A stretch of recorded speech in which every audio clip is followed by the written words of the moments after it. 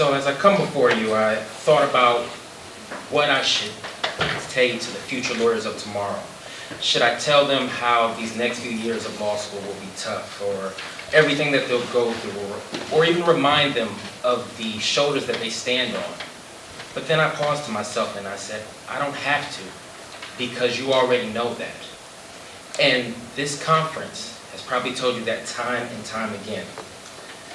I believe that each and every one of you will succeed because throughout your life you already have. Showing up here, showing that you have what it takes. And the ancestors have already paved the way for you. Through their blood runs through your veins.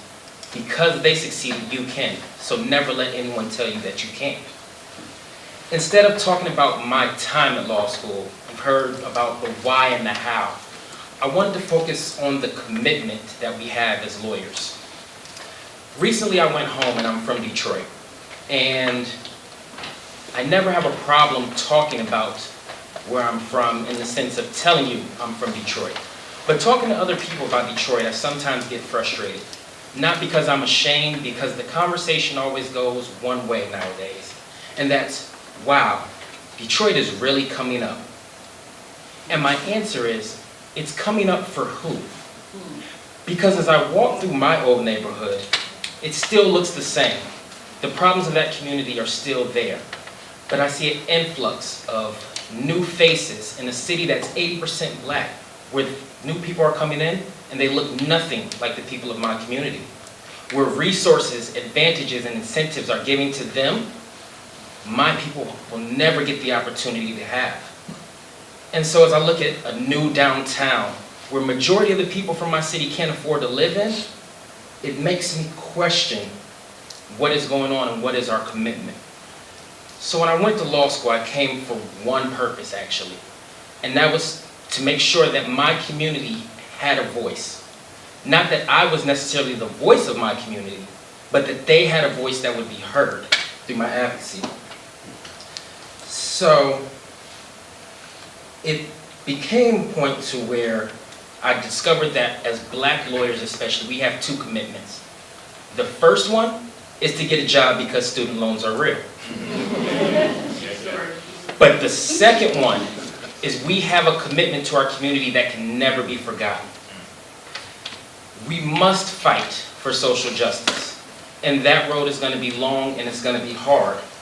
But it's something that is desperately needed.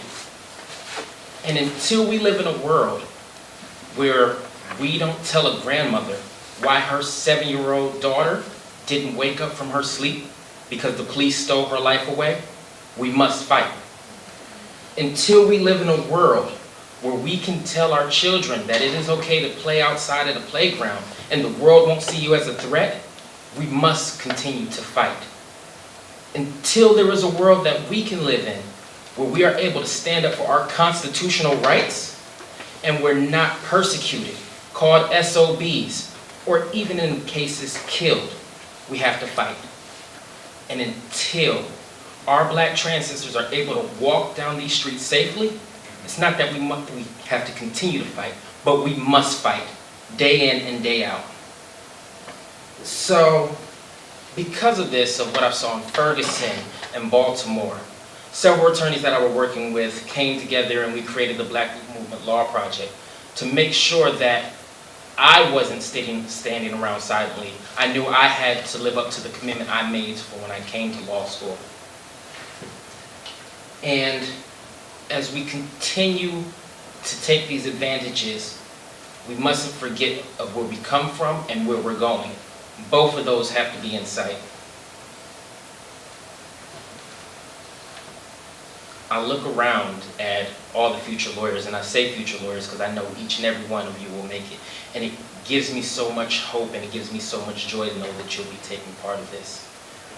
But there are so many of us that have taken up on this fight, and it's actually truly a pleasure of mine to introduce you to our next speaker, Preston Mitchell. Preston, I have a lot to say about Preston before he comes in. So I actually met Preston while he was on the front lines for the Movement for Black Lives as the policy chair for the Black Youth Project 100, or BYP 100, the DC chapter. Preston is unapologetically a Black queer advocate to every sense. His words hold no punches, as they shouldn't. He is a policy analyst at the Advocates for Youth, where he works on sex and reproduction health rights. He has an extensive policy knowledge from holding positions at the Center for American Progress and Change, which is the Center for Health and Gender Equity. There's no amount of words that can describe Preston's commitment, his vigorous fight for Black liberation. And it is my pleasure to introduce Preston Mitchell.